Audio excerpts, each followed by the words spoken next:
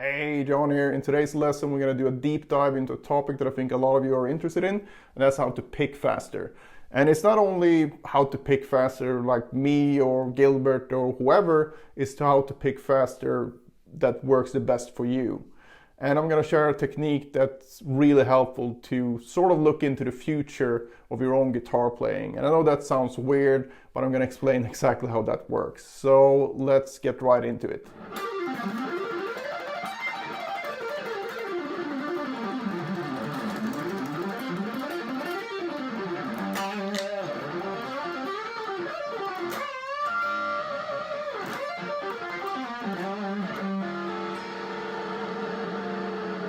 So when I started out playing, I was very influenced by Vinnie Moore, Paul Gilbert, Yngwie Malmsteen, Al Di Meola, and the list goes on and on like that.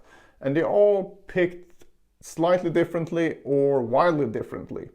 And I had periods when I tried to be like, all right, Paul Gilbert is clearly the best picker ever, and I would try to mimic the way that he would be picking, and then I would do that for a while.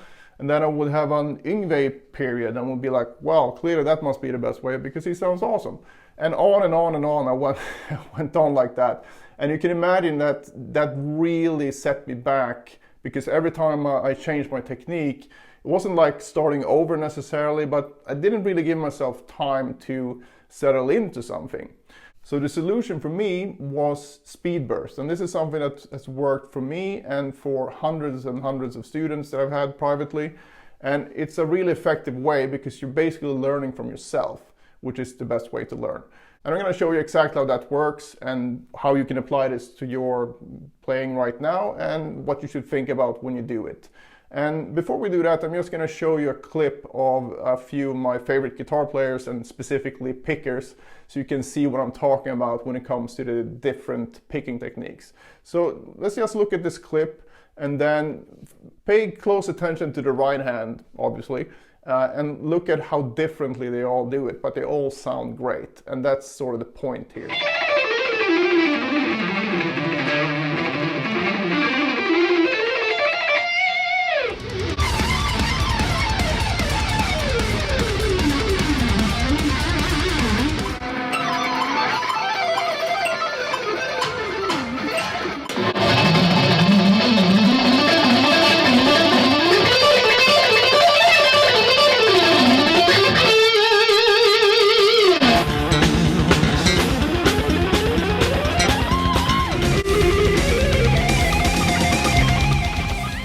So now the point is not to mimic these guys, it's just for you to see that different ways of doing it can work equally well.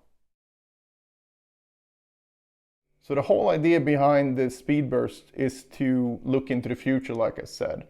And what I mean by that is that you want to build up to maybe 5 or 6 notes where at that point you have enough data to see what works for your right hand, and then you want to reverse engineer that by slowing that motion down. Now the motion won't be exactly the same as when you do it fast because there's also some momentum going, things like that, but we want to keep it as close as possible. And the good thing is that you're learning from yourself and you can always go up to, you know, those 5 or 6 notes. And you know, of course you can build it further than that, but initially we just want to shoot for, you know, 5 to 6 notes, and then you have enough to reverse engineer your right hand's motion, and you can always, like I said, check back in on that because you're the one doing it. And the beauty of this as well is that you know that this is going to work when your overall technique catches up to this, because you can already do that, even though you might not be able to go further at that tempo in terms of the number of notes you can play. So this is not a quick fix or anything like that. You still need to put in the work and work on the synchronization, all that stuff. But it's a way for you to ensure that the motions you're actually practicing at a slow tempo, which is very important. So for my own practice, I might spend 80-90% of the time very slowly with fast transitions that I talked about before.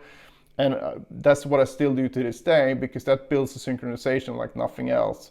And but for the exact motions that I need to use to play quickly, this speed burst technique is really helpful. But it's also helpful to sort of get over different humps and in tempos, and also finding issues in certain passages. But for now, this technique is mainly for you to find that faster pick motion that's going to work for you as you get better and better. So you can sort of be comfortable and be confident that once your overall technique catches up, you won't run into any speed walls, which is so common among students that have used this sort of Petrucci, starting slow and raising the metronome tempo. And I tried that numerous times as well, but I always got into this thing where at a certain tempo, it was just like a wall. Looking back, I know that's because the motion that worked at a slow tempo only worked so far. So that's why it's so important to work on this speed burst thing. So to apply this to something you can actually follow along and try yourself, you can apply this to pretty much anything. But let's just start with this ascending sixes on the D and G strings. We're just gonna play 5, 6, 8 on the D string, and then 5, 6, 8 on the G string. So we have this very common picking pattern. And this is not the easiest thing to start on anyway, because we still have a string change. But it's a good one you can see how your right hand works on single strings and also on the string change. But feel free to try this on other things as well. We're going to number the notes. We have 1, 2, 3, 4, 5, 6, right? And I said we want to build up to 5 or 6 notes. So we want to get at least that far, right? Ideally this far, to have enough data to reverse engineer the right hand. So basically you just start with 1, 2.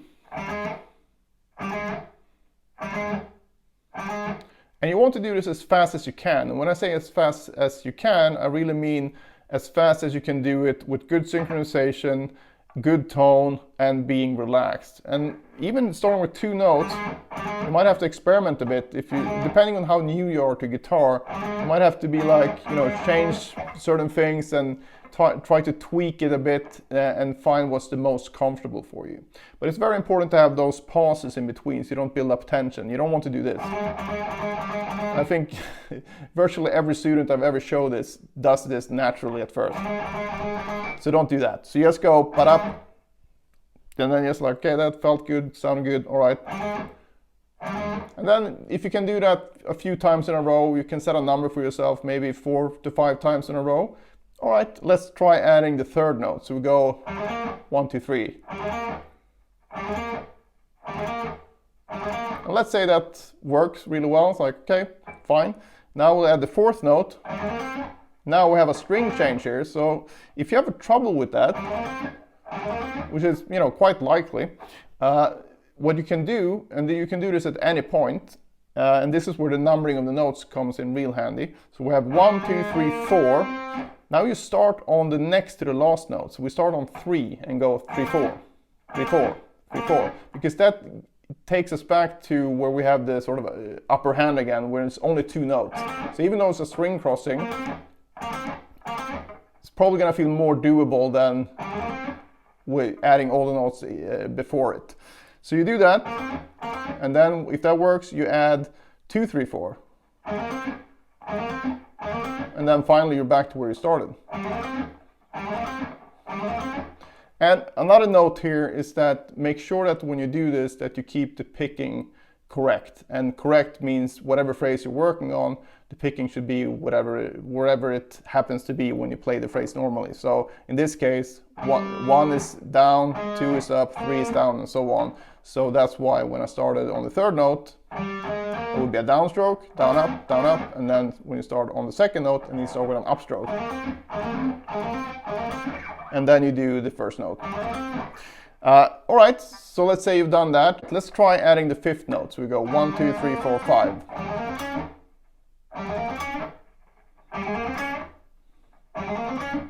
So now I have enough data to see how my right hand moves.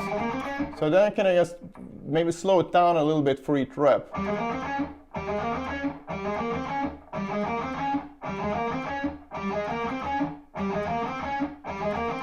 So now I want to try to keep that motion when I practice this thing, you know, when I practice something similar to this slowly. So if this is the fast motion, you want to avoid, you know, changing that when you practice slowly. You don't want to sit like, do anything like that, right? So just try to get that motion as close as possible when you practice slowly.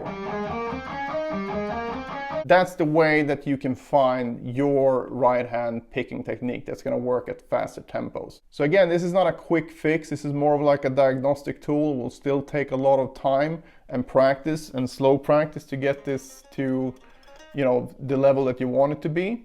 But at least it will put you on a path where you know that even if you don't get it perfect, you're going to be in the ballpark for your perfect right hand motion.